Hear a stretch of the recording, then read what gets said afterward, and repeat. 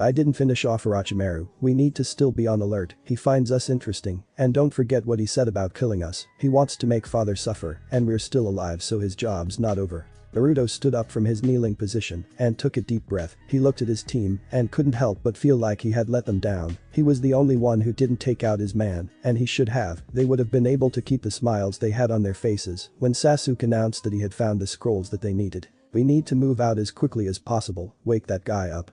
Naoko said to Sakura, indicating to Yudao. They all began to pick up their things, and Naruto inspected everybody healing their wounds or drinking some water. I can't, that guy bit him, he said that he was interesting. He has this mark on his neck, Sakura explained, and Naruto turned back, wondering what the kid had that Orochimaru wanted. He let it go, noting it for later, making sure he would investigate what the boy's gift was. Naruto, I must say you went a little overboard with those explosive tags, I almost blew myself up. Not to mention the guy I threw it at. Sasuke said as he took a swig of water from his bottle. Oh, that was what made all the noise. I told you that they pack a bigger bang, Naruto said with a sheepish smile. He began to walk away, but a sadistic voice stopped him in his tracks, sending chills down his spine, as well as the spines of all the other Konoha genin. Very interesting, you are all quite talented to be able to defeat my subordinates. It will be a pleasure in taking you three, imagine, the children of the Yondaime Hokage, and the last Uchiha doing my bidding. Orochimaru looked at them thoughtfully.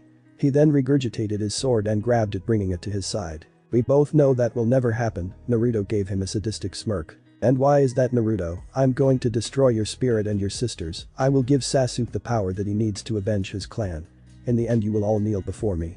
Orochimaru said, beginning to walk forward. That's not what I meant. What I meant is that we are going to kill you, because you cannot defeat the eyes that we hold. Naruto pointed to himself and Sasuke is above taking help from the likes of you. Don't pretend that you care what happens to him. The business of his family is his to handle as he pleases. Besides, the irony behind what you just offered him does not escape me. You could not defeat Itachi yourself. What makes you think you can help Sasuke do it? Leeches like you just want the power we hold. You seem pedophile as well, wanting us for our bodies, you sick snake. Naruto jumped forward with a battle roar and unsealed his gunbai, getting ready to bring it down on the snake and release the wind chakra he was focusing into it. He brought it down and let loose the attack he was preparing, shredding Orochimaru on its way. Not want to go down so easily, Orochimaru had let his earth clone take the attack, allowing the real him to appear behind the Konoha genin. The day is not your day, is it? Orochimaru brought up his sword ready to behead Sakura, who was frozen in shock. Naruto wouldn't let his comrades die. He intervened in the attack by catching it with his own sword that he had switched out for his gunbai, but he should have known better. The Kusanagi could scratch diamond, the most sturdy mineral that there ever was. That was the main reason that he took the sword when he had killed Orochimaru the first time, its deadly sharpness and the power that the weapon alone held. It cut through his sword like a knife through butter. After it passed through his sword, it was headed for his body, threatening to cut him in half. Quickly getting over his surprise, not less than a millionth of a second later, he used a Shinra Tensei to blast Orochimaru away. That's it, Orochimaru, the kid gloves are coming off. Naruto charged again, flaring his chakra so that he moved faster and hit stronger than he did normally, and just the fact that he could actually be faster and get stronger was a testament. He already had the strength of Tsunade naturally. He reached the flung back Orochimaru and grabbed him by the neck, smashing him into the ground and kneeing his sternum, breaking bones. Naruto lifted his other arm, fist balled up, and punched downwards, over and over and over, literally breaking in the snake monster's face. The crunch of facial bones below him was sickening. Blood was splattering all over Naruto's face. In tandem, Naruto was smashing Orochimaru with his knee continuously.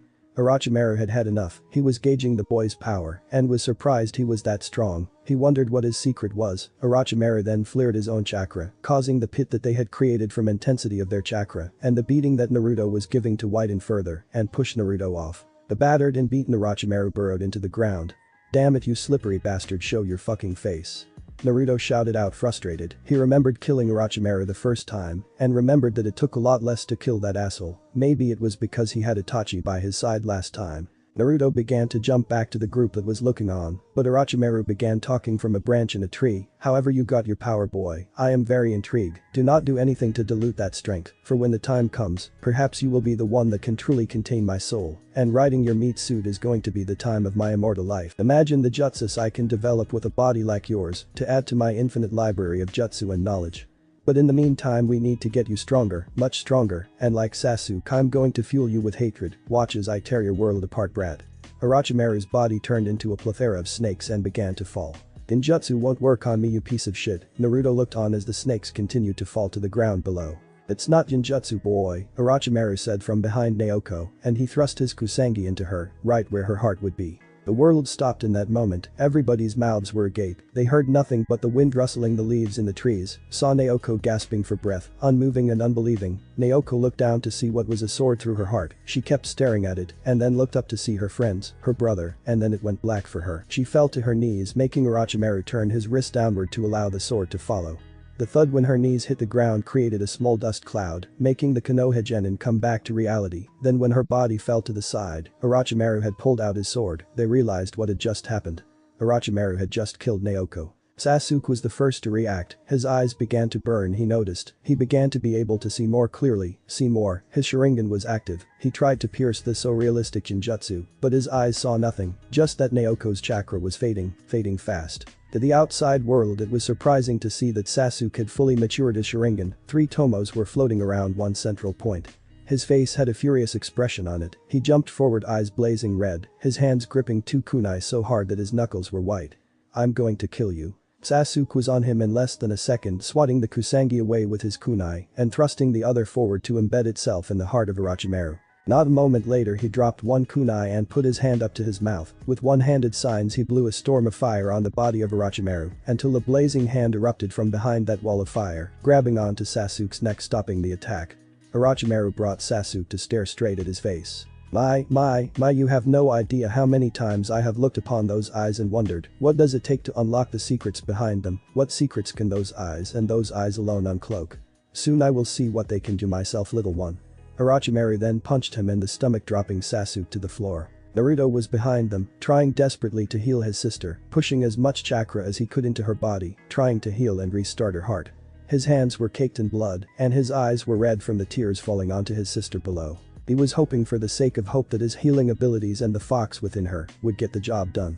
If not, then he would summon the King of Hell himself to get her back, the Shinigami if need be. She wasn't supposed to die here, she wasn't supposed to die to filth like Orochimaru, he wouldn't let it happen. Come on sisses, you can't die here, you can't give up here, come on fox, you can't let her die here. Naruto was now screaming in her face. Naruto looked up when he heard footsteps coming toward him, he looked up to see the face of a smirking Orochimaru. Let that anger drive you, let it become you, and soon you will have the power that I need. Orochimaru began to pat Naruto on the head and then walked away, disappearing in a wave of wind and leaves a few steps later. Naruto looked up to see his friend clutching his stomach on the floor, looked behind himself to see Sai shifting, and Sakura looking on with a blank face holding Yudao's head in her lap. He looked around again and realized where they were, in the Chunin selection exams. For all they knew, enemies could be sneaking up on them at any moment. We need to move, we're too exposed out here, let's go. Sasuke, get up, I'm trying to heal her, and I think the fox is too, so she should be okay. Come on. Naruto picked up Naoko gently and began to walk in the direction of the tower, scrolls in his back pouch. Sasuke soon got up and began to follow, along with the other Konoha Genin.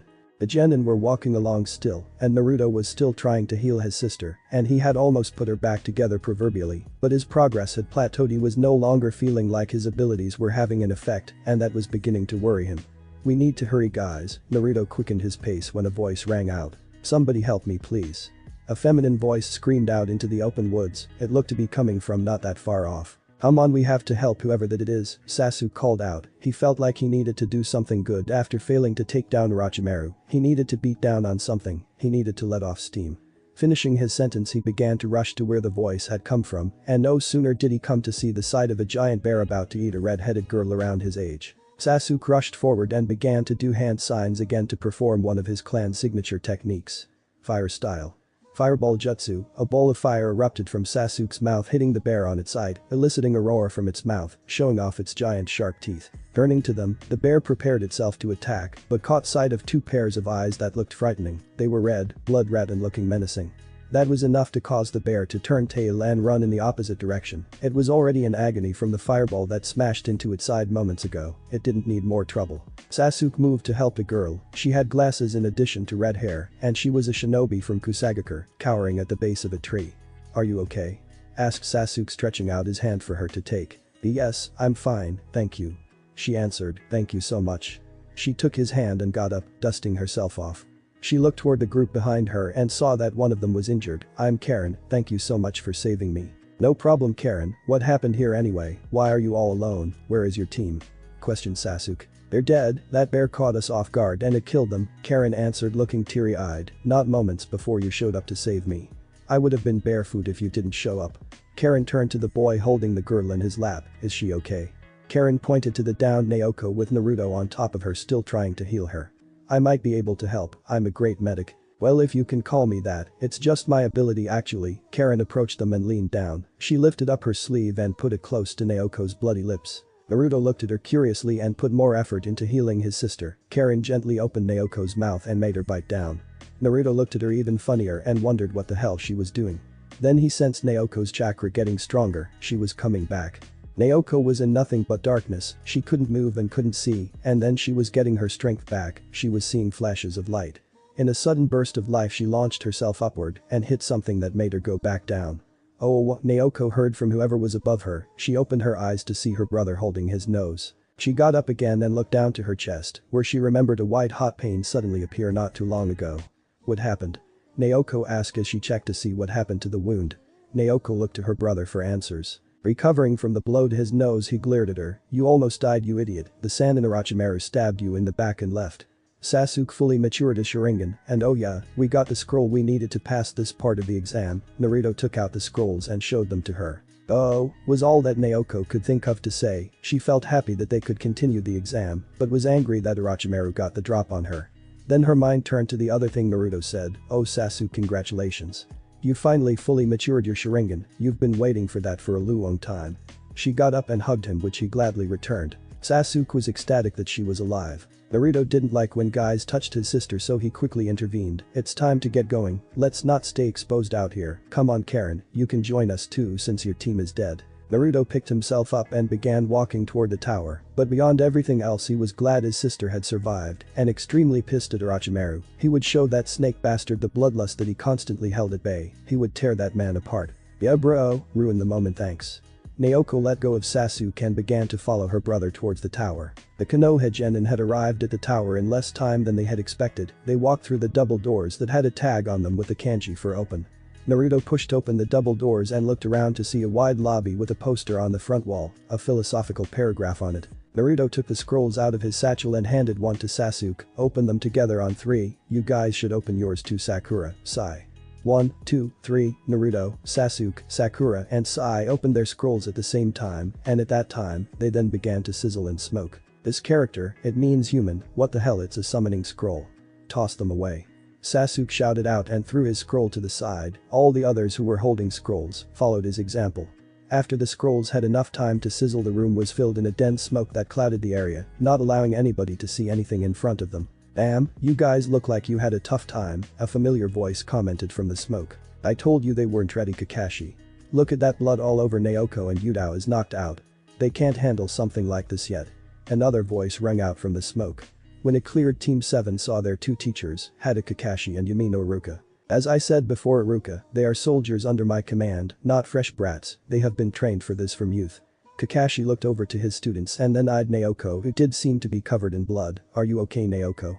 Kakashi moved closer to inspect her wounds. Yes sensei, I'm fine now, big bro here has awesome medical jutsu skills, and this girl here, Naoko pointed to Karen, saved my life with this one awesome ability, I've never seen anything like it. Kakashi, I need to speak with my father, immediately, Naruto interrupted, he spoke in such a serious tone, it was surprising that it came from a 12-year-old boy. He's at the top of the tower with your mother, you can go see them now, as for you Naoko, let's go see the medics, you look fine now, but I just want to make sure. Kakashi began to walk away motioning his only female student to follow him. Iruka moved forward and began to explain what they would do now, as for the rest of you, you can enter the waiting rooms, you finished a day early, and teams are still out there, tomorrow we gather everybody to explain the last part of the exam, so rest, enjoy yourselves, tomorrow may be a long day. Iruka then began taking them to the waiting rooms, passing by several other rooms that they heard conversations coming from. Naruto however was on his way to the top of the tower, on his way to speak to his father, he was wondering what he was going to say, wondering how his father would react, and even further, so how his mother would take what almost happened.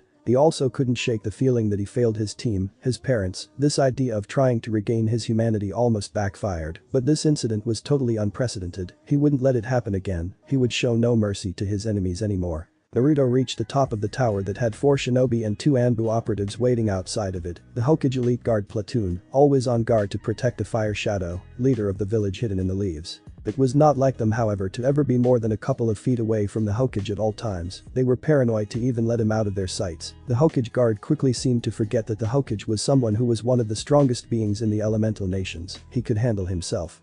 But Naruto was still wondering why they were outside. I need to see my father, now. Naruto kept on walking until the Anbu stopped him by putting his hand up blocking his path. You might not want to go in there, sir, the Anbu operative with a mask resembling a bear told him. He couldn't see the man's expression with the mask on to make the warning to Naruto even more real. I said I need to see him now. Naruto swatted the Anbu's hand away and walked forward, but in his preoccupied mind, he failed to sense the chakra on the door. That could only mean a seal was placed there, either a trap, a lock, or a privacy seal. Naruto walked in, and as soon as he opened the door, sounds could be heard, wool noises coming from a woman. Naruto had too much momentum, however, to stop, and as a consequence he saw something he wished he never would have. Naruto's naked mother Kushina was bouncing on his father Minato's cock while he was sitting on the chair behind the Hokage's desk. Minato was clearly controlling her movements as she had her head thrown back in ecstasy, his father's face attached to Kushina's chest. Naruto let out a glass-shattering scream that knocked Minato and Kushina out of their Uli-induced lack of perception. They scrambled to put their clothes back on and cover up for their son. Naruto had gotten out of the room so fast he would possibly beat the yellow flash in speed at that moment. I warned you, kid, the Anbu with the bear mask looked on chuckling under his coverings, the rest of the Hokage guard thinking the same thing. It was not unlike Minato to send away his guards and put a privacy seal up to have with his wife. It was more surprising that Naruto had never caught them like that before. Once Minato and Kushina had dressed up, they called out to their son to tell him that they were decent. Naruto, we're dressed. Kushina called out, looking herself over, but she still had her hair, her red threads of fate were all over the place. Naruto walked in, his hands over his eyes, and he peeked between his fingers very quickly and then removed them when he saw his father and mother standing together holding hands. We're so glad you made it, Naruto, congratulations. Kushina said with a smile, what can we do for you? She inquired, seeing that he had some blood on his face and shirt. She began to walk towards him. What happened? Kushina was about to reach out to cup his face, but he stopped her. Whoa there, wait 1 minute, mother. Naruto backed away, his hands up trying to keep his mother at bay. I have no idea where those hands have been. Kushina looked at him and then knew what he was talking about. After all, she knew where they had been. They were wrapped around the Hokage's cock not too long ago.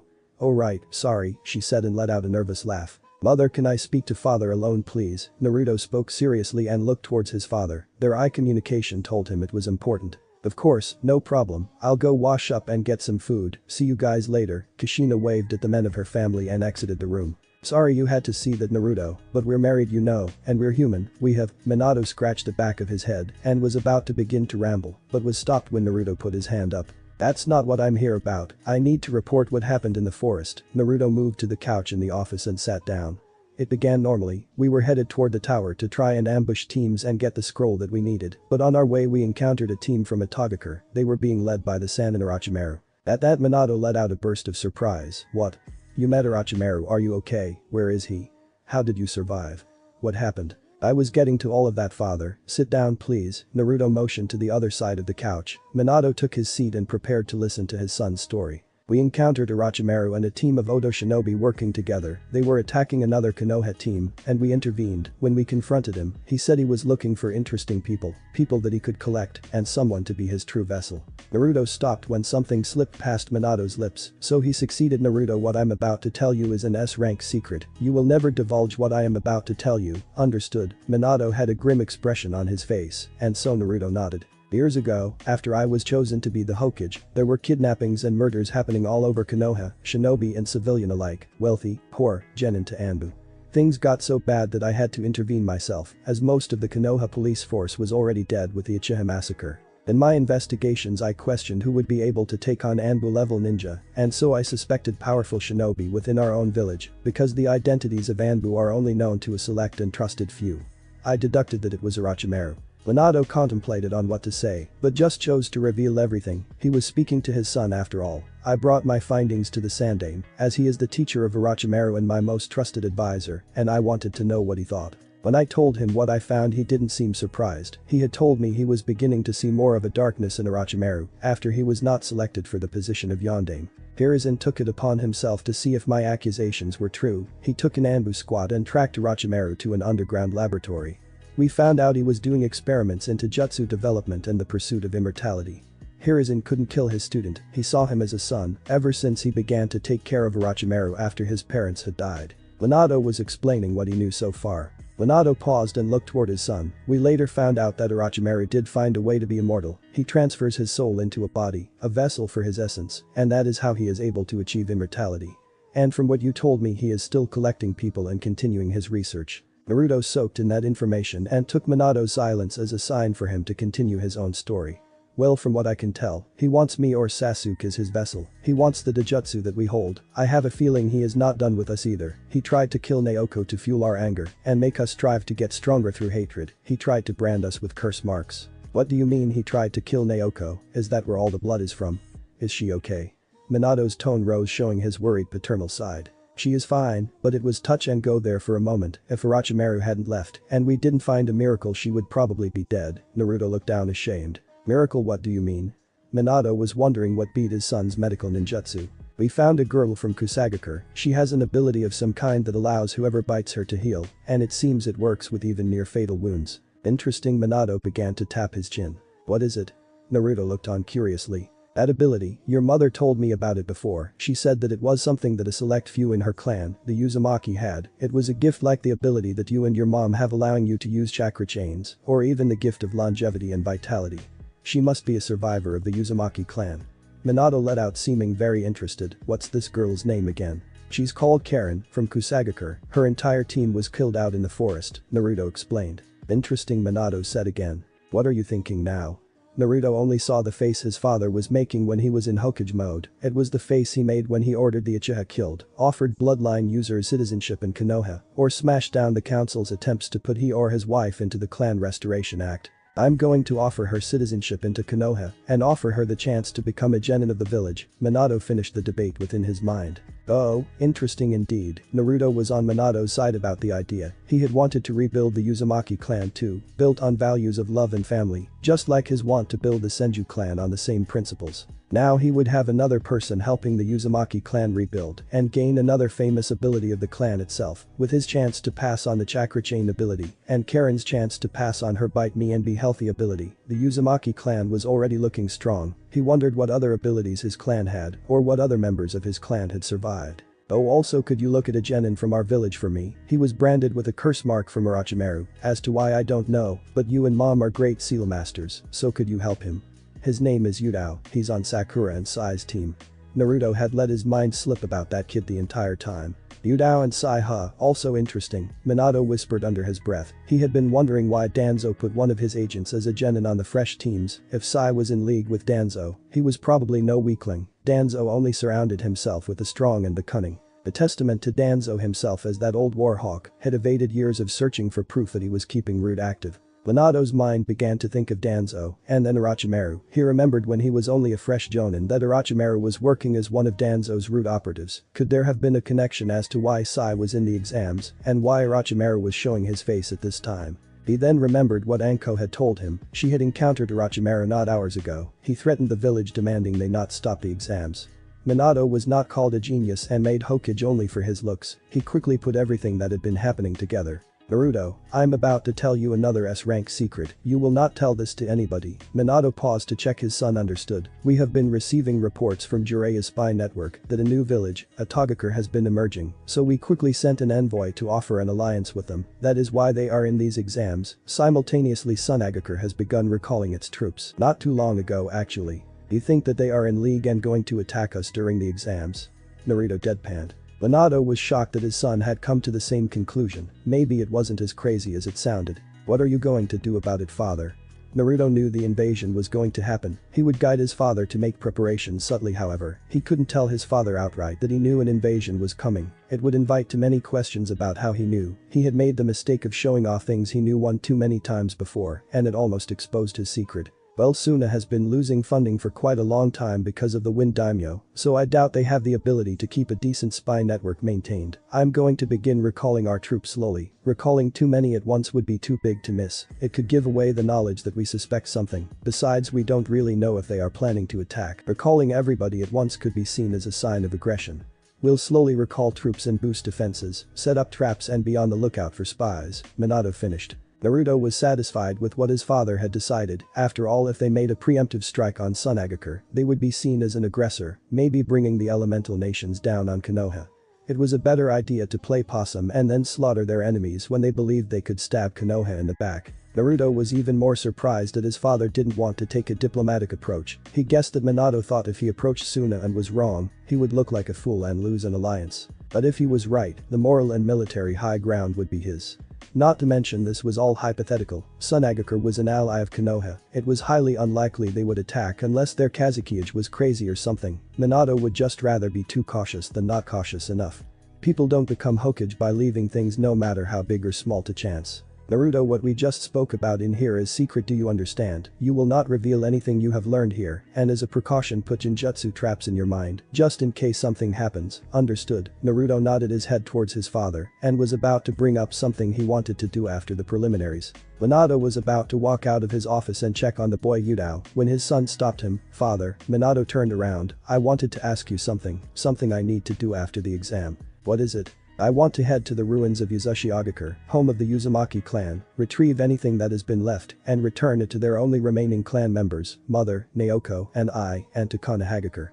Naruto finished, looking determined, and had taken a formal voice. Why do you all of a sudden want to go to Yuzu? Minato looked at his son questioningly. Before we went to Kurigakure, we met a man in Wave named Geto. He was sucking the land dry, so we killed him and gave the people back their wealth. But before we killed him, I saw something in his vault, the Uzumaki insignia emblazoned on a black flag.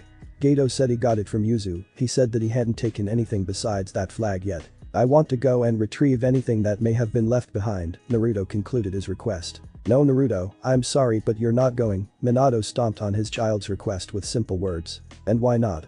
Naruto would not let this go. Whatever was there was strong enough that an alliance of some of the elemental nation's most powerful hidden villages took the effort to destroy. Because when it fell, many villages sent teams to retrieve anything that was there. They all died. Naruto, not one team from any of the hidden villages founded, survived whatever was there. Whatever the Uzumaki clan wanted to protect, they are protecting. The mastery over seals that they possessed makes my ability in Fuinjutsu look like child's play. It is not a safe place, Naruto. Minato's little rant made Naruto even more curious. He had never heard of what his father just said before. It piqued his curiosity even further. I'm not going to die there, father. I'm too strong for that. Besides, I'm way better than you in Fuinjutsu. Naruto tried to make a playful attempt at persuading his father. I said no, Minato put a this is overtone in his statement. Well, I'm going anyway, and if you don't let me, I'll tell mom how you once went peeping on women at the baths with Jiraiya and took me along. She'll decapitate you, and then castrate you too, and then she'll find some way to bring you back and do it again. Naruto walked out of the room with a smirk, leaving a terrified Minato behind, mostly because he knew Kushina had that kind of power. He loved his wife, but damn was she scary when she wanted to be. One day passed since Team 7 had arrived. The time for the exams was now up. They were all gathered in the battle arena, Genin on one side, and their teams Jonin Sensei on the other. Alongside them were the Yondaime and Sandaime Hokages. First off, the Sandaime began. I want to congratulate all of you for making it this far in the exams. You have shown that you have the drive to be here, and after what you have endured, you have gained the right to be here. But unfortunately, not all of you will gain the right to go on to the final part of the exam. But before that, we must tell you the purpose of these exams. They are not merely to see who is worthy of promotion to Chunin. Minato took charge when he received the signal from Hiruzen. This venture has been conducted by all nations in our mutual alliance, for a reason. As it is put on paper, the purpose is to promote friendship among allied nations and raise the level and standards in the arts of shinobi. But all of that is fancy lingo for this one basic concept. These exams are simulations of war between our villages. The Sandaime began to speak again. If you look at a map and recent history, our alliance is one of a geographical nature. We are close together, and that is why we have made promises not to turn on each other. Before this, there was constant war and chaos, nations vying for power and resources. Now we have this, young shinobi, the future of their villages, fighting for the honor of their home. Minato took his turn. The final part of the exam will be seen by distinguished guests from all over the elemental nations, rulers and nobility of the lands.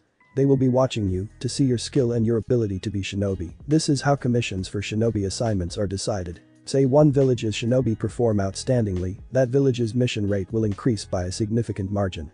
The same goes for the opposite. If one village does not perform well, their mission rate will decrease. Hiruzen finished. You will be fighting for the dominance of your village and in turn your country, your comrades.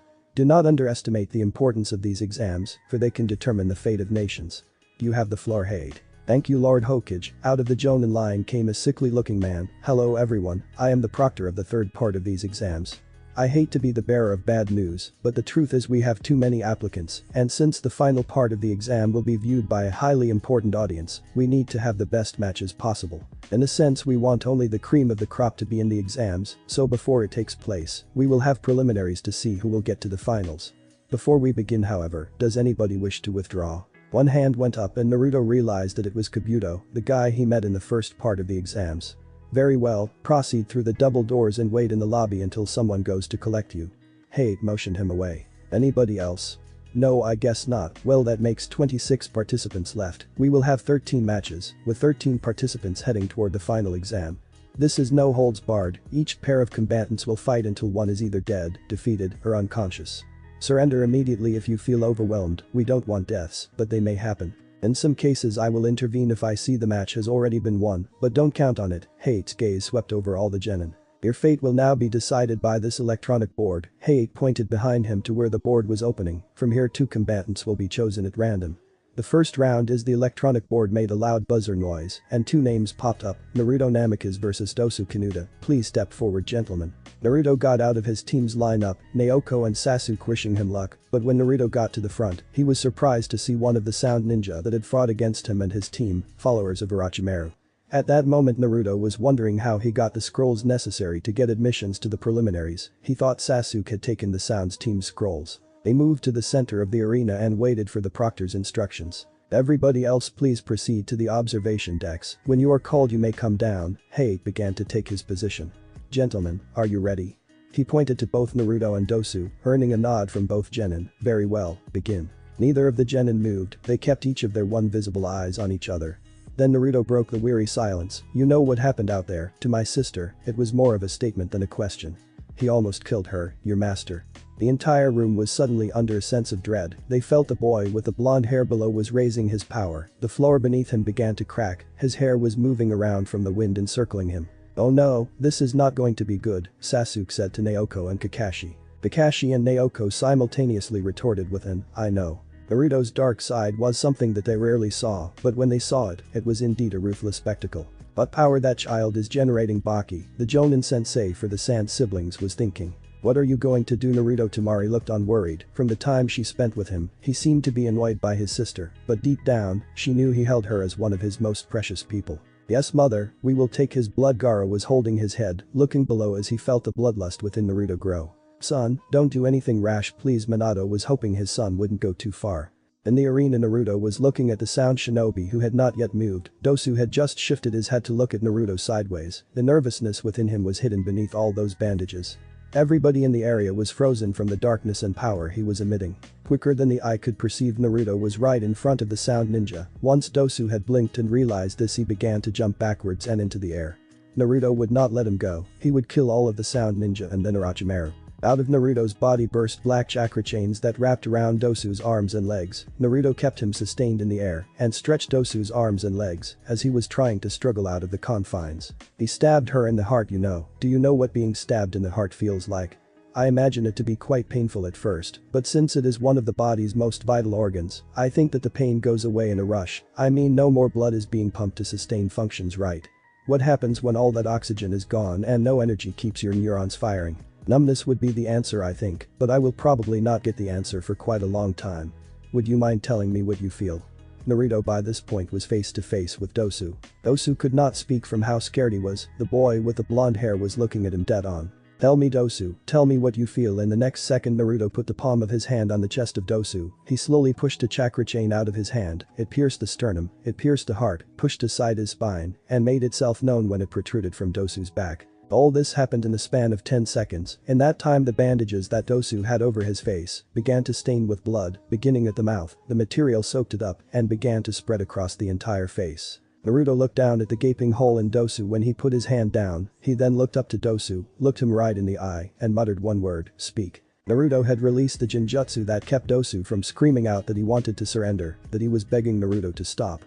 But he could no longer form words. His mouth went numb. All he could do was taste the metallic and wet substance in his mouth, blood. He began to gurgle it in his throat from the effort he was putting in to curse Naruto. Soon he felt dizzy, exhausted. He closed his eyes and went to sleep forever. Naruto noticed this and looked at Dosu. He lifted the sound shinobi's head which had gone limp by the throat and whispered, "You chose the wrong people to mess with, Naruto," then released the chakra chains in his throat, allowing Dosu to drop into the puddle of his own blood below. Naruto allowed the power and darkness he was emitting to recede. The room felt like it wasn't under so much weight, the shinobi in the room could actually breathe again. Heiei looked at the puddle of blood and the dead body on top of it, then to Naruto, the son of the Yondaime.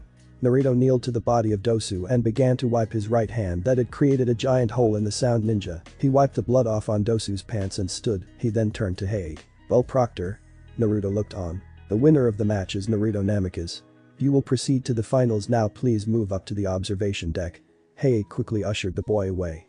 Naruto began to instead walk to where his father was situated. Naruto walked up to the observation stand where his father was looking in on the matches, along with several other Konoha Jonin and the Sandaime Hokage. Minato had a grim expression on his face. He had just seen his son kill a foreign shinobi in cold blood, slowly and gruesomely. He knew his son had a dark side that allowed him to do questionable things, but what he just did was something that was not necessary, not like when he rescued the Hyuga heir. Hiruzen was thinking along the same lines. Over his tenure and lifetime, he had seen many horrible things. He had seen the ruthless acts of many shinobi from all across the elemental nations, but those he had seen commit such acts took dark roads, such as the man he considered one of his oldest friends, a childhood friend. Now he was considered the darkness of shinobi, Danzo Shimura. "Father, I'm going to take my leave for what we talked about earlier." Naruto had arrived. Blood was still on his hand, dried from the wipe, but refusing to get off. "Be careful, if you can't get in, don't try. I don't want you to die out there, not for something that may not even be worth the effort or sacrifice. But remember, you have 1 month, you made it into the finals, and they take place at the end of that month." Minato told him sternly. He couldn't help but be curious as to what was there, and if anybody could find it, it was his son, and Uzumaki.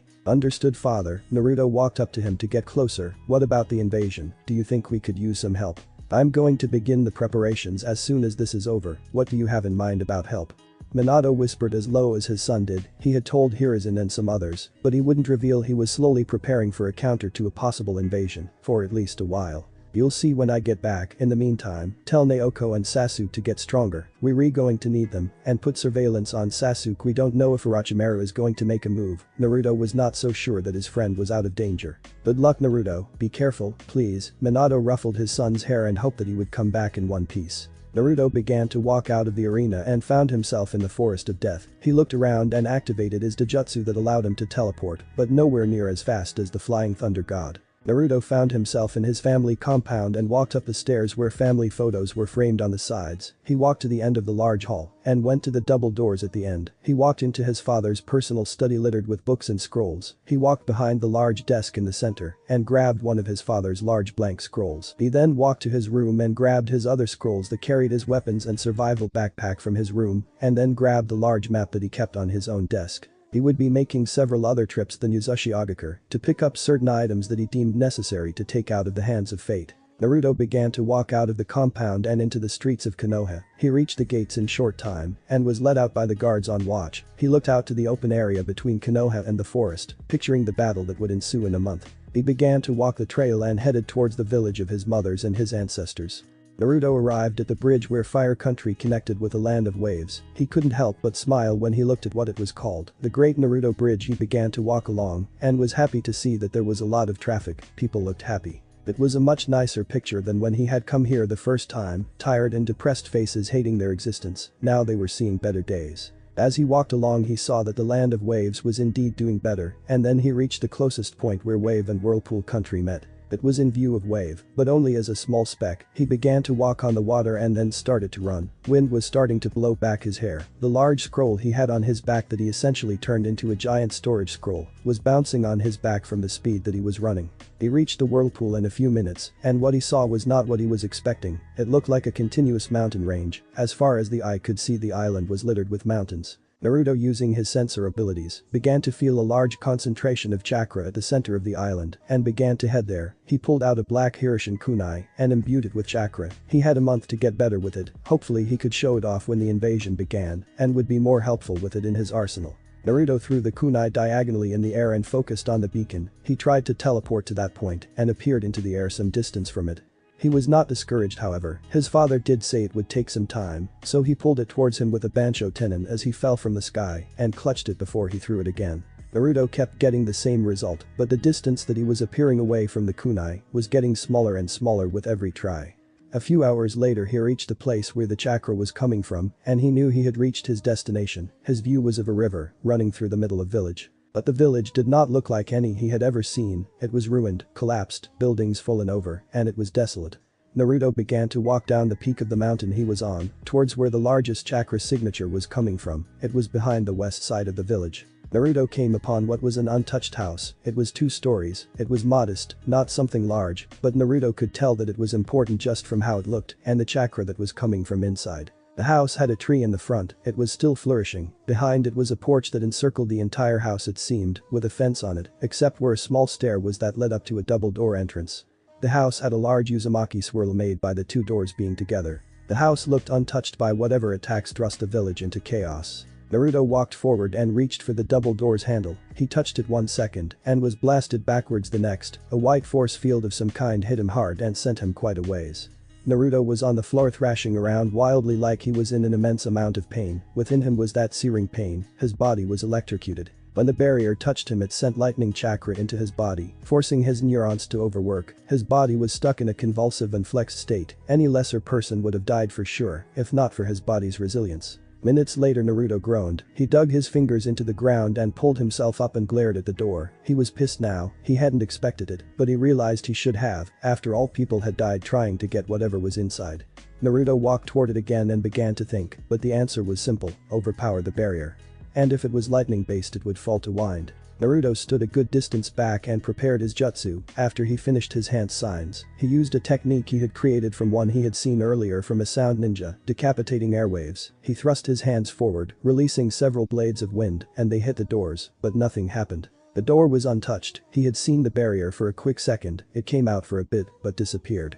1 moment later he realized what it did. A massive visible wave of sharp air came rushing towards him, threatening to slice Naruto apart. Naruto's quick reaction saved him. He put up his own barrier and absorbed the chakra-infused airwaves, stopping him from getting sliced apart by his own technique. Naruto looked on in shock. He had never seen a barrier do that. Sure, he had seen them stop attacks before, but never had he seen a barrier throw them back at the user. He chose a different approach next. Naruto walked up to the barrier and tried to use his ability to absorb chakra again. Naruto put up his hand and felt the threshold of the barrier an inch away from his palm. He began to try and absorb the chakra that made up the barrier and pulled, but did not expect what happened after. The barrier was pulling his own chakra out of his body, and at a much quicker rate than he pulled it out of things. He quickly pulled his hand away. Naruto walked around the house, checking the perimeter to see if the barrier encompassed all of it.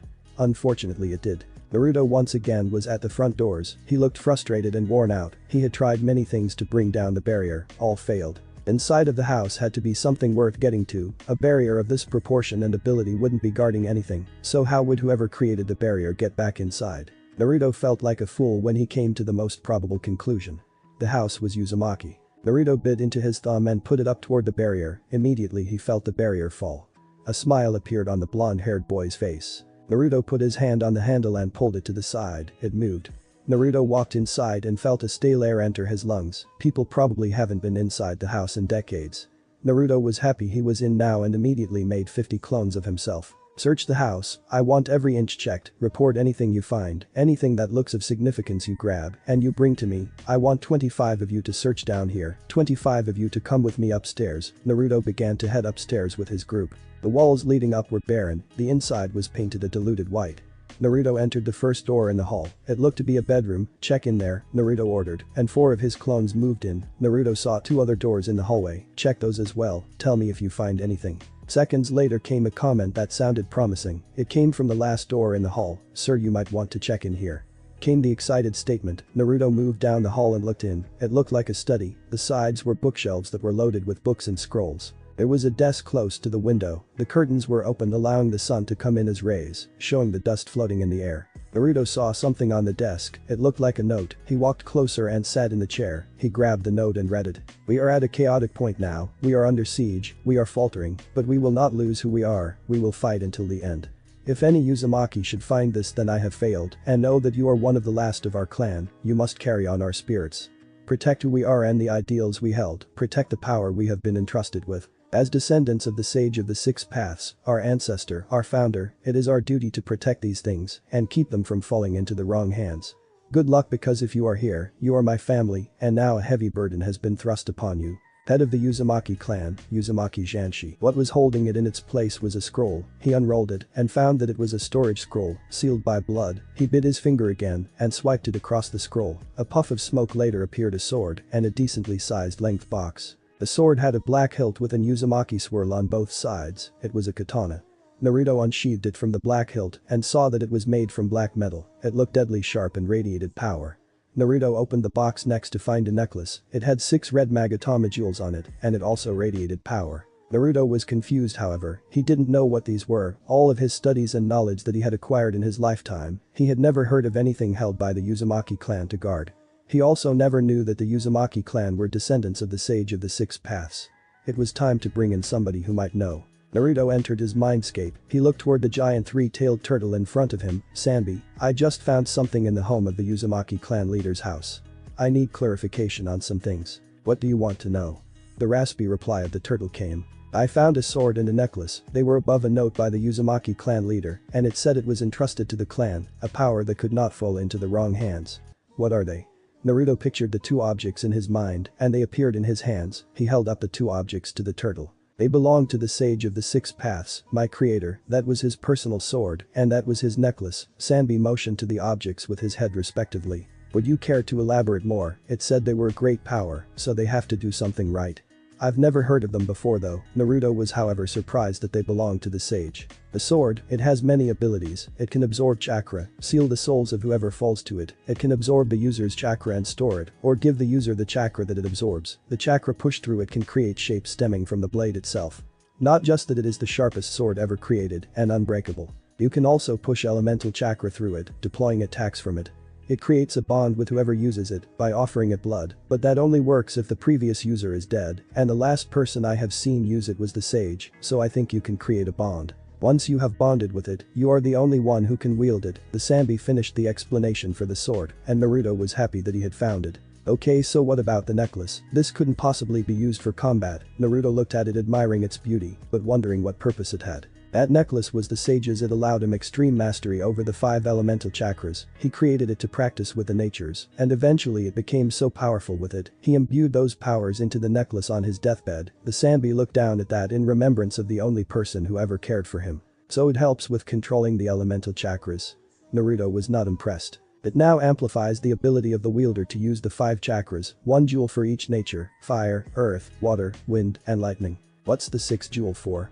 Naruto questioned. The jewel allows the wielder enhanced ability in the use of yin-yang chakra, basically in any jutsu that does not have a nature element to it. That seems like a lot of power. This is very interesting. Naruto looked at them with renewed appreciation. I also wanted to ask you, are the Uzumakis descendants of the sage? Yes, they are. Why do you think the Uzumaki were so advanced in sealing techniques? After the man became the first Jinchuriki by sealing the Jubi within himself, he became fond of the practice of what is now known as Fuinjutsu. He passed that fondness onto his youngest son, who then passed it onto his son, until the Uzumaki clan came to be. Thank you for the information, Sanbi. Naruto received another nod from the turtle, and he left his mindscape to see the room with his clones, looking through the books and scrolls. Once the others saw that he had his eyes open, they turned to him. Boss, you gotta see this stuff.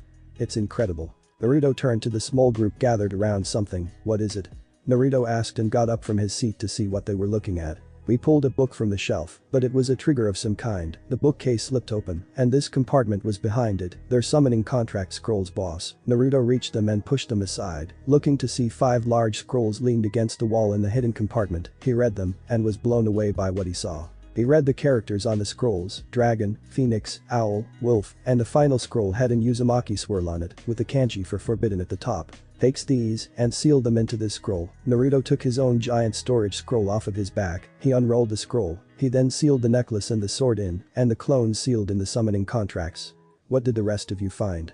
Naruto looked to the rest of the clones. We so far have water jutsus, fire jutsus, lightning jutsus, kinjutsu styles, taijutsu styles, fuinjutsu scrolls. A load of techniques that we have never heard of before. Good, seal everything into that storage scroll over there. Naruto pointed to where his other clones were. Naruto got out of the study and went down the hall, checking on everybody to see if they had found anything. It seemed that everything that was valuable was in the study, however. A few hours later, Naruto had turned the house upside down and found nothing more.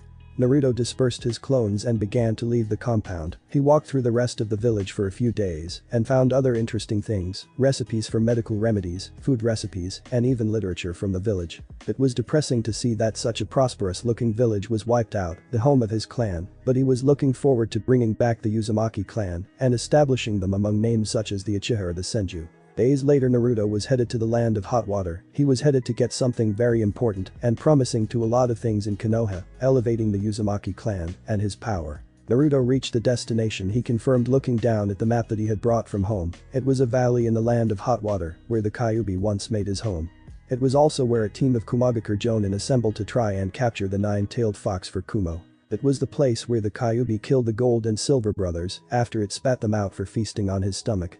Not that they died after it spit them out at first, after they betrayed Kumo and went on a rampage they came back to finish the job, and then they failed. Now they were 6 feet under somewhere, where Kabuto once found them and brought them back with the Ito Tensei.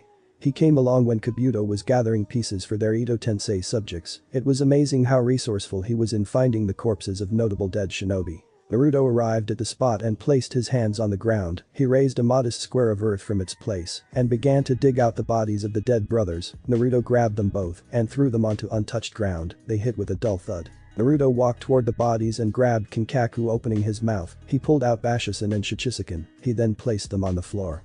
Naruto then moved towards Kinkaku and pulled out Kinkinjim and Benihisago. On the floor were the most renowned criminals of Kumogakure and FOUR 6 of the 5 treasured tools of the Sage of the Six Paths. He sealed everything, even the brothers' bodies, into his storage scroll and began to leave, now headed for Omegakure. He crossed through Fire Country again and reached the grave site of Hanzo of the Salamander. Unfortunately, the Salamander contract was nowhere on him, nor was it in his headquarters. He found out when he asked about it after joining the Akatsuki. It seemed to have disappeared. Now it was time to go after what he was dreading the most. He had already used half of the month that he was allotted and would now go after something that may take much longer, and now that he thought about it, he should have done first. Naruto a few days later was in Tenzakugai, a frequented town by none other than the legendary Kunoichi Tsunade of the Sannin. His sensing abilities were good, but in such a crowded place, he would have more difficulty. But it wasn't as hard as he found out when he put it into practice. In such a large place, one person with cage-level chakra levels was somebody who was sticking out like a sore thumb. Naruto quickly went into the casino where he sensed her at. The few guards at the front tried to stop him since he looked underage, but with a quick look into his eyes, they turned into mindless drones for a few seconds until they woke up not knowing what happened. Meanwhile, Naruto had made his way into the casino, easily spotting the blonde with her assistant holding their pet pig. The Sannin was playing cards at a table and was losing chips profusely. He walked towards them and smiled at them, receiving weird looks from the pair, wondering why a kid was smiling at them, but that soon stopped when they saw a Konoha headband on his forehead. "What do you want, Squirt?" Tsunade looked away from him and took a swig of her sake. "You're needed back in Konoha, Lady Tsunade." Naruto crossed his arms behind his back and allowed them to rest on the scroll that he was carrying. "Sorry shorty, but I'm not going back. I'm never going back to that place, ever, so piss off." Tsunade was already in a bad mood, but this kid was now pushing it with his arrival. "May we talk outside, Lady Tsunade? Hear me out, and I will pledge 100,000 ryo towards relieving your debts." Tsunade looked at him and snorted. "I highly doubt you have that kind of money, kid. Now go away." Tsunade motioned her hand as if shooing away a pesky cat. "I do in fact have that kind of money. Please speak with me and listen to what I have to say. If you don't agree, you can leave if you want with some money in your pocket," Naruto said with a serious look on his face. "Let's walk, kid. I'm losing anyway." Tsunade got up from the table after sizing him up and grabbed her cup of sake. She began to walk toward the casino exit, Shizune and Naruto following closely behind. Once they had reached the entrance, they began to walk into the streets. Naruto turned into the first alley he saw, wanting privacy. "Well, kid, what do you want?" "A Konoha genin coming to speak to the legendary Tsunade of the Sannin. Better be big, and if you have 100,000 spend on me it must be. By the way, why did they send a genin anyway? They should know I can still take on hordes of Anbu. Do they think your baby face will gain you immunity to a beating?" Tsunade goaded Naruto. "I am not here on a mission. The money is my own, and neither my father nor the Sandaime know that I am here." Naruto deadpanned, not liking that she called him a baby face. "Your father? So it's you, Naruto, son of the Yondaime. How you doing, kid? I haven't seen you since you were born." Tsunade was surprised that the little brat she once held in her arms when she was younger was the person in front of her. "I am fine, thank you, and it has been a while, but we need to speak about why I am here." Naruto wanted to get to the point. "Well, go on, kid." Tsunade shifted her weight and crossed her arms over her big breasts. In 10 days, there is going to be an attack on Konoha by the villages of Sunagakure and Itagakure. This invasion is being orchestrated by your former teammate Orochimaru. We need you back to organize the hospital in preparation for the casualties and injured, and we need you out there when the invasion begins as a roaming Konoha shinobi providing assistance and medical attention to any other injured Konoha ninja, Naruto finished out. I left Konoha to get away from the Death Kid, so if there's going to be an invasion, I'm staying out of it, now give me my money, Tsunade put out her hand. So you're going to let what your family has worked so much for, what your family has sacrificed everything for, you are going to let the man that betrayed your team and teacher kill countless Konoha shinobi. Naruto knew getting her to come would take time, so he would use everything in his arsenal to speed it up. You can't use that on me, kid, my family made their choice, they died as fools, they died protecting a village that they cared for, which I respect, but I'm not going back, Tsunade finished getting more annoyed. So you are telling me that Nawaki and Dan died as fools? You would spit on their dreams, on their sacrifice. Because that is what you are doing by not helping to aid in the defense of Konoha. Naruto was taking steps closer. How dare you bring them into this, you punk, don't think you know what it is to those who sacrificed, to those who loved those who have sacrificed. Tsunade was beginning to storm off when Naruto grabbed her by the wrist, she turned lightning fast with a fist aimed at Naruto's face, which would have connected and broken his skull, had he not caught it in the air with his own hand. The sound that was made when the two connected was a loud slap that pierced the silence of the alley, the pet pig winked and Shizune grimaced. Konoha needs you back, or countless of our shinobi will die. You are an expert in medical ninjutsu, you can save lives that no others can. Would you let the ones who protect the village that your loved ones died for fall as well, because you are afraid to face it? Naruto pushed her fist down until it hung by her side. I'll go, until after the invasion, then I'm gone. Tsunade had her head down, thinking about the ones that she had lost, thinking of the ones others had lost, people that wanted to be Hokage to defend their village, people who died on the battlefields of 3 wars for Konoha. Thank you, Lady Tsunade, you will save many lives. Naruto walked out of the alley and into the streets, they were now headed into Konoha. So kid, how did you stop my punch? I've killed countless shinobi with that punch, shinobi much stronger than you. Tsunade couldn't let how he so easily stopped that punch go. I am stronger than you, Lady Tsunade, I am stronger than any shinobi you have ever faced, Naruto kept walking along. I'm sure you know that I've faced Hanzo, he was strong enough to defeat the 3 Sannin. You're no stronger than Hanzo, kid, you're a genin, Tsunade countered, insulted however that he believed he was stronger than her. You only became the Sannin when he defeated you and showed you mercy, your teamwork helped your survival, alone you all would have died, and alone you are significantly weaker. Not that you can't kill high-level shinobi, just that you can't take on people like me or Hanzo without help. Care to test that theory, kid? Tsunade challenged. Since I know you will not let the subject drop, sure, let's just do it in a secluded area, Naruto kept on walking. So Naruto, how did you become so strong? I've seen walls smashed apart by Lady Tsunade's punch, Shizune questioned, very interested in the young man. Training, from childhood to now, I've been training to be the greatest shinobi all of my life, Naruto said simply. Training all of your life? That sounds like a dull way to live, you must have some other hobbies. Shizune couldn't believe that such a young kid would train all their lives to kill. I do enjoy cooking, and sometimes I like to garden, Naruto said nonchalantly, revealing those things was strange for a boy, let alone a boy who said he had been training all his life to be a killer. Really, I enjoy gardening too, for medicinal purposes, but Lady Tsunade and I move around a lot, so I rarely have the ability to do it, Shizune replied looking downward slightly. Maybe we can plant a garden together in Konoha sometime, if you decide to stay, I mean, Naruto kept on walking. When they had finally reached a secluded area out of the town, he prepared himself to fight Tsunade, he crossed his arms over his chest. Not even going to take a stance, kid. I don't want to kill you, so tell you what, I'll only use this one finger. Tsunade twirled her finger in a circle, and then pointed it at Naruto who was across from her in the isolated field. Such arrogance, it is a miracle that you have survived through war. Naruto began to walk forward, and Tsunade was getting angrier and angrier. You little runt, I'm going to beat some respect into you. Tsunade charged forward, fist cocked at high speeds, her steps creating dents in the ground and her hair flying back with the wind. Naruto was unafraid, she was charging in recklessly and predictably, nothing more than an open-ended move, leaving gaps in the defense of the user. Naruto jumped into the air looking down on Tsunade, she quickly followed jumping up herself, but was intercepted when Naruto dropped an axe kick on her which she blocked with her arms, the force however, still launched her down into the ground. Naruto landed gracefully away from the crater that Tsunade's impact created. Tsunade picked herself out of the hole, rushing forward towards the small blonde that was enraging her with every second. Tsunade launched herself forward again and began to let her fists fly, going at such speeds the air could be heard being displaced. Naruto was effortlessly dodging all of her attacks, finding the effort that she was putting into her attacks amusing, but he needed to do things before the invasion, so he began to put his own attacks into action. Naruto brought up his hands to catch Tsunade's fists, which greatly surprised Asanin and her assistant. He held onto them and jumped up using both of his legs to kick her in the chest, sending her flying backwards. She backflipped and landed on her feet, still skidding backwards. "Your hand's hurting, kiddo."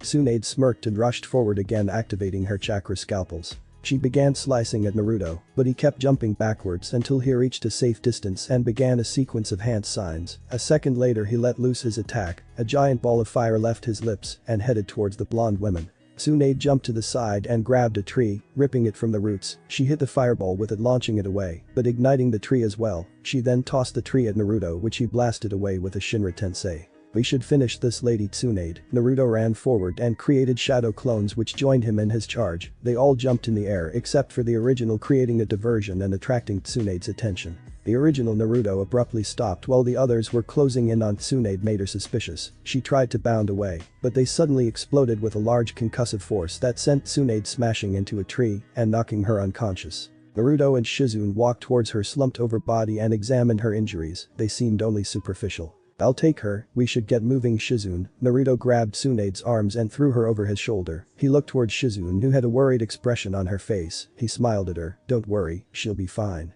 "I know, Lady Tsunade has been through much worse. You seem really strong, Naruto. How are you only a genin?"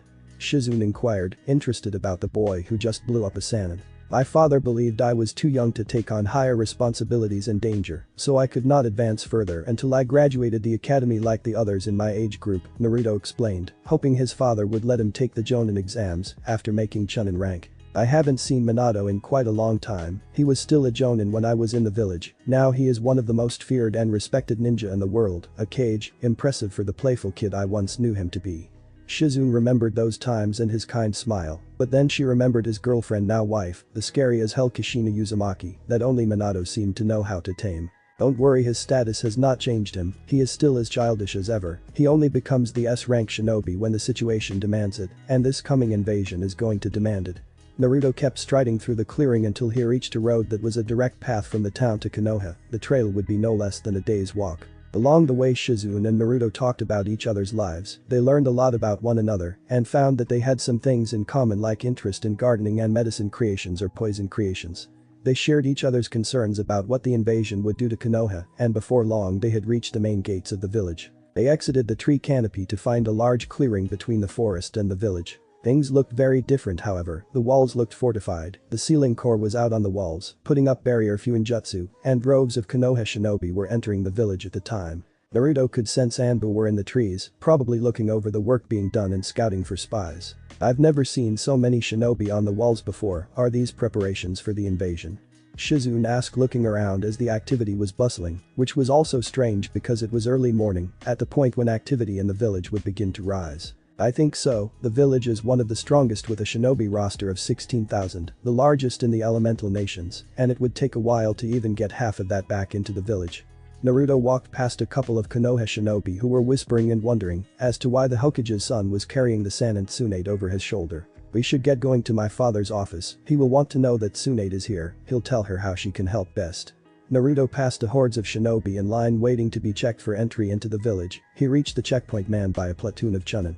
"Identification," the Chunin said without looking up, waiting to see an identification card that was given to Chunin and Jonin, but instead received a shinobi registration number that only Genin had. "Registration number 012607, Naruto said as the Chunin looked up. The Chunin typed in the number into the large computer that was on the desk that would bring up the profile of the ninja that the registration number belonged to. After typing it in, he saw the photo of said ninja. He looked up after finishing the paperwork he was previously focused on and was surprised to see the screen in front of him. A genin allowed 4 weeks of unrestricted leave by the Hokage himself. He then looked at the photo to see a serious face with piercing eyes and long blonde hair, a black-clothed Konoha headband on his head. Looking to the name, he saw Namikaze Uzumaki Naruto, and then he looked up to see the boy. The Chunin saw he was rather tall for his age. What was stranger, he now noticed, was that the Hokage's son was carrying a woman over his shoulder next to another woman that was holding a pet pig. After staring for a few seconds, a raised eyebrow from Naruto brought him back to his senses. "Sorry, go ahead." The Chunin motioned to the side of the desk so he could pass. The trio began walking past the checkpoint and into the village.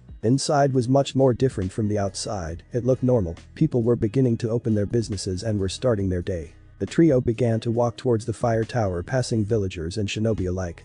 Wow, that is one interesting story, Minato said looking at the unconscious Tsunade laying on the couch in his office as he sat behind his desk, Naruto and Shizune standing in front of him, giving their report on what happened when Naruto went to get Tsunade. Indeed it is, she tried to kill me, twice, Naruto looked at Tsunade from the corner of his eye. Well, she'll be a great help to the village if Suna and Odo attack. On that note, I've already gotten half of our shinobi forces in the village, a fourth are patrolling the Land of Fire, and the rest are still on missions in foreign lands. Minato now turned to look at Naruto, now you've been gone for a little less than a month, so tell me, what have you been doing, Naruto? It better have been worth it with the beating your mother gave me after I told her you were gone. Can I tell you after the end of the exams, it's actually a lot that I've done over the month, and I want to train a little bit before the finals to at least warm myself up and get me back into the mindset. Naruto wanted to check out what he found for himself first. Sure thing, you have a lot to catch up on, Sasuke and Naoko have been training really hard the last month, Sasuke has been training with Kakashi, and Naoko has been training with Jiraiya, she signed the Toad summoning contract, do you want to sign it too? Minato asked as he began flipping through intelligence files from the Anbu Black Ops division. No thanks, Naruto didn't know how many contracts he could sign, his eyes gave him an unlimited number of beasts he could summon, but they were little less than mindless attack dogs, so he moved to leave when his father spoke. Are you sure?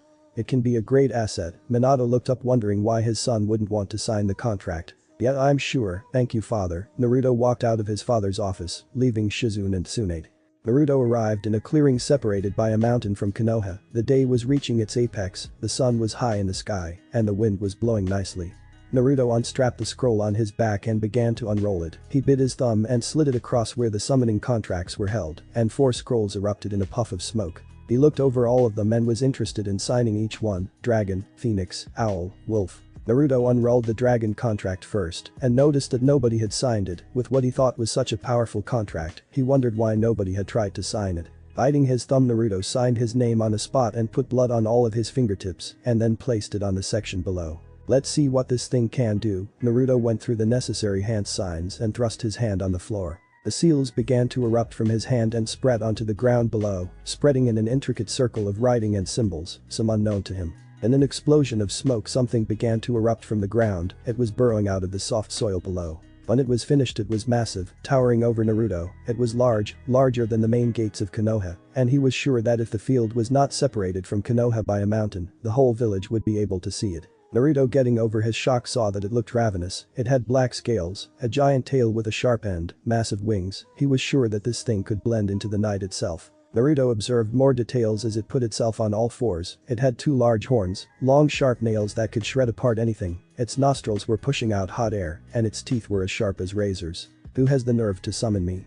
Came a dark voice which sounded old and powerful. Me, Namek is Uzumaki Naruto, one of the last of the Uzumaki clan. Naruto walked forward somewhat nervous, but he didn't show it. I can smell the fear on you, boy, don't put up a disgusting facade with me, what do you want? The dragon came closer, coming face to face with Naruto. I want to be your clan summoner, I want to hold the dragon summoning contract, I also wish to sign other summoning contracts, Naruto spoke as firmly as he could. You seem to think it is your right to become a dragon summoner, however it is not, to become the summoner of the dragon clan is a privilege none have earned, you must earn that right by fighting me, the lord of the summons of the dragon clan, I am Raigas. The dragon reared his head up and began to laugh, it was unlike anything that Naruto ever heard. Fight you? How the hell am I supposed to fight you, you're a giant dragon.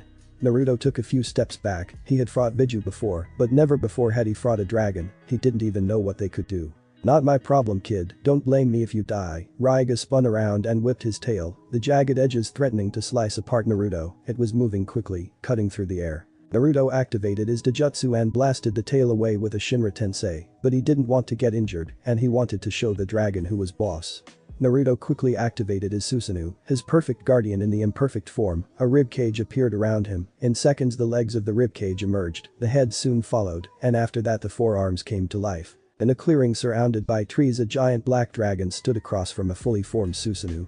Interesting ability, child, but it will take more than a chakra monster to defeat me. Raigas flapped his wings and took flight, now hovering in the air he reared up his head, a second later he opened his mouth and blew out searing waves of fire. A storm of flames erupted from the dragon's mouth and surrounded the Susanoo. Behind the phantom warrior, Naruto felt a searing heat that he was unaware if the Susanoo could handle. Seconds later when the flames died down, what was left was a mess. The ground was scorched, the Susanoo was on its knees, it looked like it was melting, dripping chakra. After his Susanoo, he had very little options to take down an opponent of the dragon's size. Going into action quickly, Naruto created hundreds of clones. They all looked at the dragon and began to charge it. Raigus was unaware that as soon as the clones got close enough they would explode with a mighty force. Puny attacks like these will do nothing to me. I am the Lord of Dragon's child. You will die impaled by my claws. The dragon rushed forward, bounding across the space between them. He began to swipe at the clones of Naruto, but as soon as his claws slashed the first group his hand was blown backwards, and when he saw the others charging he hesitated. The other Narutos bounded forward ready to explode. When they reached the minimum proximity to cause effect they began to explode all around the dragon, pushing it backwards slowly. You are a fearsome adversary, and you would make a great ally, so I'm going to finish you with dignity and earn the right to become your summoner. Naruto clasped his hands together, secret wood-style jutsu. Deep forest emergence. You will not defeat me, and I will not show you mercy. Raigus was about to attack again, but a rumbling from the earth in front of him stopped him in his tracks. He looked down curious, but was shocked when giant wooden tentacles and trees erupted all around him and began to wrap around his arms, legs, neck, and tail. Raigus tried to struggle, but the more he tried to struggle out of the grasp of the wood and the more trees and tentacles that he broke, the more wood encircled him, bringing him down until he couldn't move, and it was almost burying him in the earth, straining the dragon's body until it couldn't move. Naruto was focusing so hard and exerting so much chakra to create the wooden confines that sweat was dripping from his face. He was starting to feel exhausted, trying to keep the Lord of Dragons down. Naruto started walking forward, still keeping the wooden shackles on the dragon, until he was face to face once more with a fierce-looking creature that was snarling at him. You yield, Raigus, I can finish you off right here, right now. I can have another summon by my side, and the Uzumaki clan side. Naruto kneeled down towards the dragon and looked him in its blood-red eyes. I yield, you are now a summoner of the Dragon Clan. Dragons will join you in battle when you call, and we will fight alongside the Uzumaki clan. But do not take our power for granted. We will not fight by your side if you summon us for foolish things, nor if you disgrace our clan. Farewell. Raigus then turned to Smoke, returning to wherever he came from. Well, that was horrible. I've never seen a Susanoo fall so easily. I wonder what else dragons can do. Naruto was wondering what the mythical beasts could do, as they just took down something that not even the strongest of shinobi could handle. The Susanoo was destruction incarnate, but the dragon took it down with a single barrage of flames. Naruto wiped his face with his sleeve, getting rid of the sweat and dirt on him. He walked towards the other summoning contracts and hoped that they wouldn't be as hard to acquire as the dragon. Naruto unrolled the other summons and began with the wolf.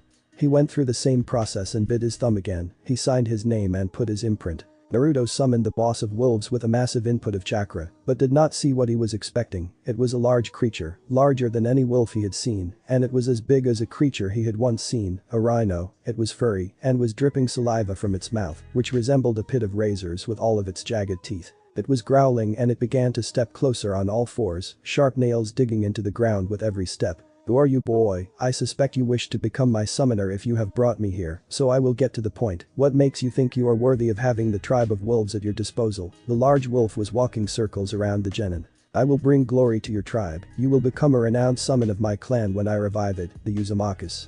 You will always have a summoner, and you will always have partners and my loyalty. Naruto walked towards the massive wolf and put a paw on its front right leg. So, what do you say? You seem to be a level-headed young man. Very well, the wolves thrive for battle. We will come to your aid when you call. We will put our lives on the line for you, but if you do not put your life on the line for us, we will leave you to stand alone. I am Cornell. The wolf was about to leave until Naruto stopped him. Thank you, Cornell. I will honor your terms. Naruto let the wolf return to his home and was happy that this summoning was easier to get than the dragon one. Naruto looked up to see that the sun was about to fall. He thought that he had accomplished enough for the day, so he began to seal up everything and started to head home. It was already nighttime when he reached the home of his parents. He opened the door and heard his family speaking in the dining room. Hey guys, Naruto walked in to see Minato, Kushina, and Naoko eating ramen at the table. He guessed since he was the only one that had the ability to cook in the household, his absence subjected them to daily meals of ramen.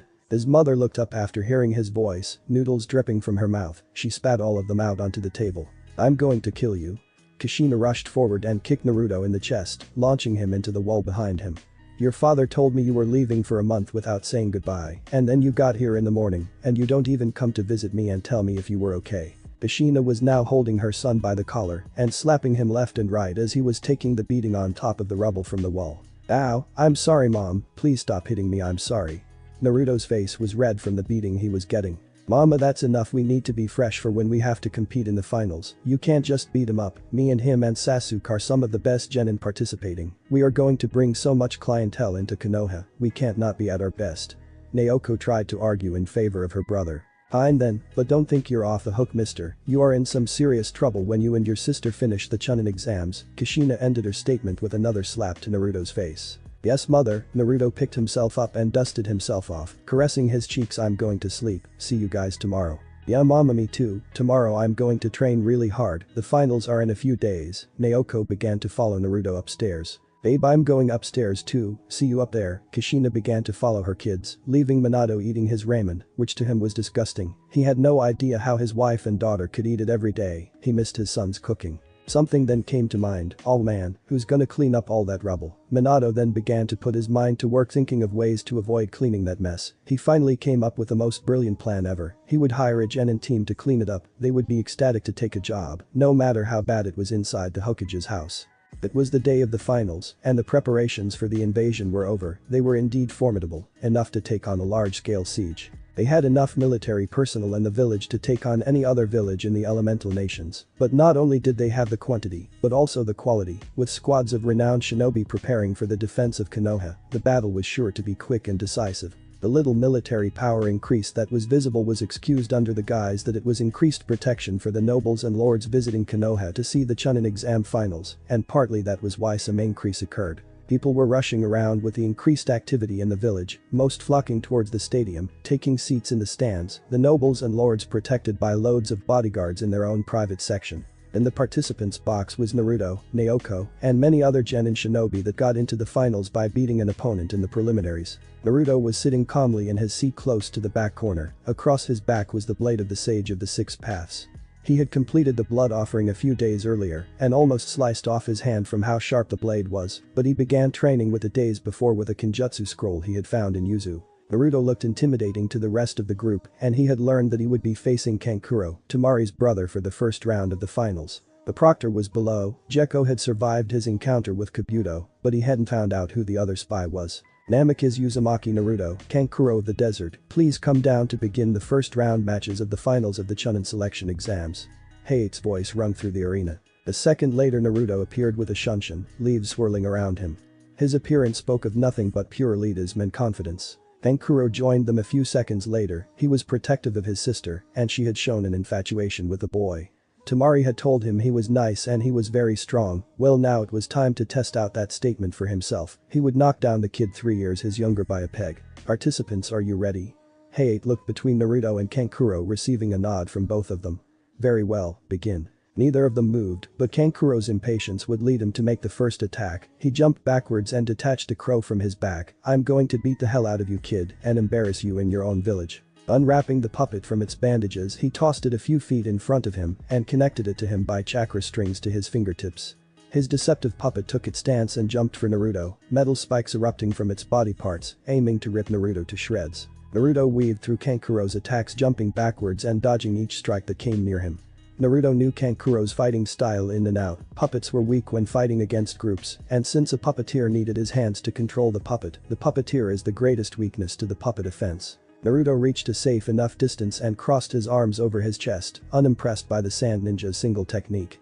You should learn more than just puppetry. What would you do without your tool? Would you like to find out? Naruto pulled out a black Hirishin kunai, he launched it at the crow and tried feeling the familiar beacon that was his chakra. He activated it and less than a second later appeared where the kunai was, above the crow's head. Naruto quickly snatched the kunai from the air and simultaneously formed a Rasengan in his hand. He thrust it downward at where the crow was. Kankuro, unable to react in time, looked on as his puppet was blasted into dozens of pieces and plowed into the ground. So, what will you do now? Naruto landed swiftly while the surprised Kankuro looked on. You know the Flying Thunder God and the Rasengan, the legendary techniques of the Yondaime Hokage. Kankuro was shocked. Kankuro and every Suna shinobi that would take part in the offensive had read extensive intelligence reports on any and every possible threat that they could face that Suna knew about. Tsunagakure had plans and profiles and contingencies to every possible threat that the invasion could face. Kankuro found it odd that nobody got a briefing on how they were going to take down the Hokage, or both of the Hokages for that matter.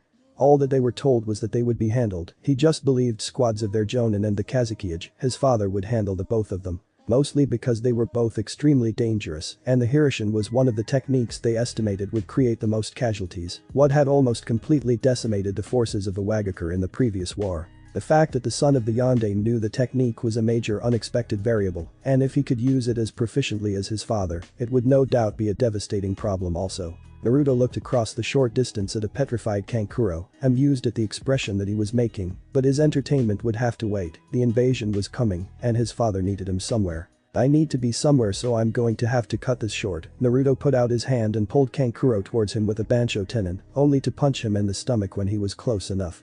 Knocking the wind out of the boy with the face paint, he fell to his knees and onto his side unconscious, drool slipping from the corner of his mouth. The winner is Naruto Uzumaki Namikaze.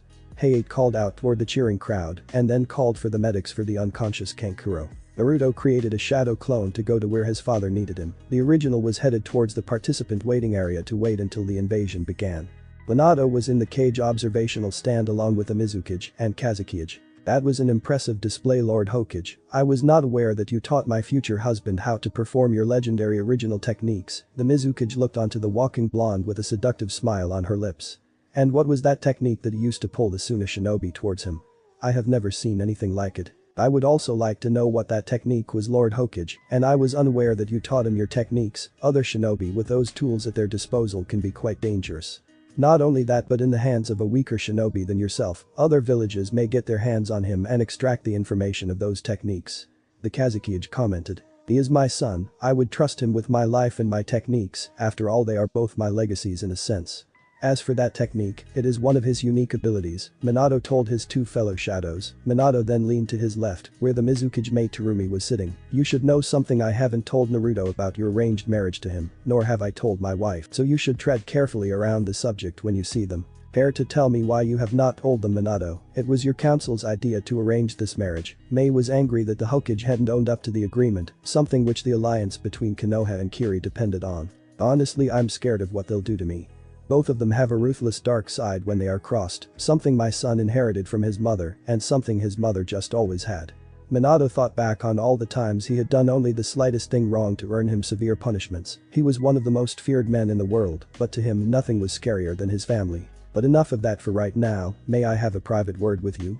Minato motioned them to head into the hallway, excusing himself from the Kazekage. Do you remember what we were talking about earlier? Minato said vaguely for worry that the Kazekage might hear. Yes, but it has not happened yet, so maybe you were wrong. Mei looked around the arena and just saw an ecstatic crowd cheering on the fighting ninja below. Not yet anyway, but just as a precaution, don't drop your guard around the Kazekage. The danger that he poses is not something to take lightly, and I will not attack him until I am absolutely sure that Tsunagakure has betrayed us. Minato shifted slightly to get a better look at the entrance to see his guard Raido and the Mizukage's guard Ao. Understood, Lord Hokage. Mei also shifted herself to get a better look at the fight going on below. Raido, I need you to deliver a message for me. Minato beckoned his bodyguard over with 2 fingers. Yes, Lord Hokage. Raido came to bend over to hear the message of his Hokage privately. Go to the barrier department and tell Kaido that under executive orders I want the Kami no Shiheki activated. Tell him my son will be the power source and to await his arrival, and until you hear commotion from here, I want the village-wide alert system on standby to warn any of our shinobi that may be coming in or anybody inside not to cross the village's threshold. Minato told his longtime bodyguard his orders. Sir, are you sure? We don't even know if the threat is real. The Kami no Shiheki is an extreme and secret measure. If we use it now, other villages will become aware of it and the element of surprise will be wasted.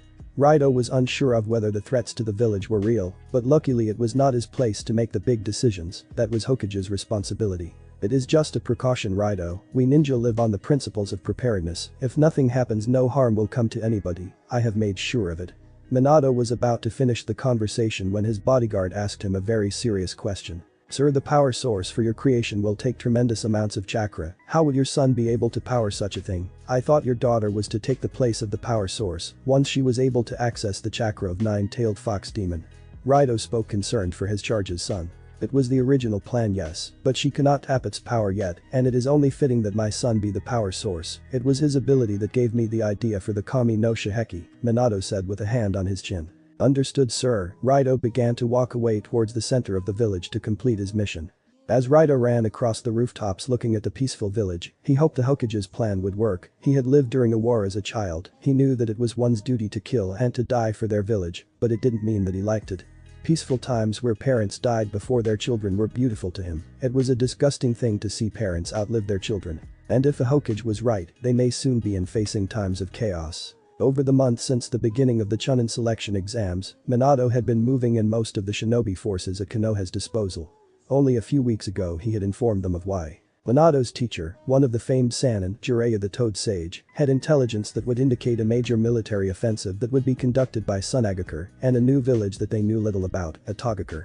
The Hokage was sure that there was an attack incoming, and so now Raito was sent to inform the Konoha barrier team, a secret part of the Konoha shinobi force, that they would be activating the S-class weapon of the Yondaime, something few knew about beyond the Yondaime and Sandaime Hokages and the leader of the barrier team Kaido. Once Raito had reached the secret underground facility in the center of the village near the Hokage Tower, he walked down the hallways. The barrier team resided in a large chamber with 2 levels.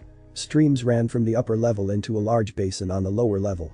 Above the basin was a large sphere representing the barrier.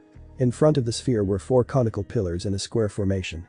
Behind them was a stairway to the upper level, shielded by a large screen with a barrier team symbol on it. On the upper level was a small lounge area where the intercepting team would await instruction. Sir Kaido, Lord Hokage, has authorized the activation of the Kami no Shiheki. As soon as his son arrives, he will become the power source. Raito spoke to the man at the head of the room. Behind him was the stone tablet with the Konoha barrier team symbol behind it. Understood, the man known as Kaido got up from his seated position to look behind him where the symbol was. Would you pass me a kunai, Raito? Raito took out a kunai from his pouch and tossed it to Kaido, who caught it and walked forward. He cut the palm of his hand and then placed it at the center of the symbol. The large symbol began to glow and then began to pulse, awaiting a power source to activate. A few minutes later Naruto reached the barrier team headquarters and found the detection team waiting for him.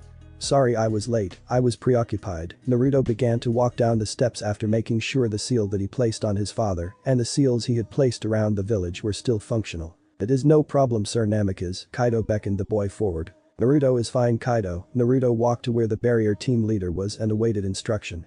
It was amazing that he didn't know about his father's creation before. It was his own ability, the Shinra Tensei, that gave his father the inspiration to build the Kami no Shiheki, and it was genius. Naruto never would have thought showing off his ability to his father would lead to such a large change in the future, but this one was for the better, he thought. Naruto, all you need to do is jump into the sphere. The barrier will automatically activate and begin to siphon of your chakra to power itself. Are you sure you have enough chakra to power this thing? Kaido looked at the small boy, wondering how he would do it. Minato's original plan was to have a Jinchuriki, his own daughter Naoko, tap into the power of her Biju to help power the barrier. It took tremendous amounts of chakra, and he was unsure if the boy would survive. Don't worry about me, Kaido. I am more than adequate to power the device. Naruto prepared himself to jump into the barrier, but wanted to have a talk with the Sanbi before he jumped in, and so he closed his eyes and entered his mindscape. Sanbi, I need your chakra to power the Konoha barrier. It will be available to me, right? Naruto spoke to the swimming turtle until it paused in its strokes. My chakra is always available to you, you idiot. Now leave. The Sanbi kept on swimming, not giving his host a second glance. Very well. Naruto opened his eyes and found himself back in the large chamber and saw Kaido looking at him strangely. Sorry about that, I needed to check something first. Naruto then jumped into the large sphere made of water and felt an enormous pull on his chakra system. Thanks for watching this video. If you really enjoy this video, like, subscribe, and comment down below, and turn on that bell notification. Don't forget to support the Thinderiful Things for writing that awesome fanfic. See you in the next video. Goodbye.